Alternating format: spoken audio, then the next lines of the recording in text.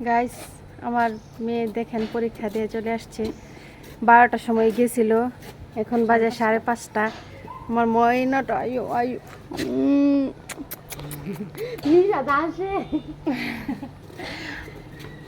পরীক্ষা কেমন হয়েছে মাইমা? হয়েছে মোটামুটি। মোটামুটি হয়েছে। শরীর ভালো লাগছে? না, মাঝখানে বমি বমি লাগতেছিল না।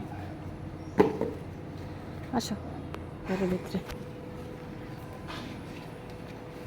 ড্রেস খোলো, হাত মুখ দাও, দিয়ে একটু খাই নাও। এটা কি? এটা হচ্ছে আমার পার্সেল। আগে এই পার্সেলটার উপরে চোখ পড়লো।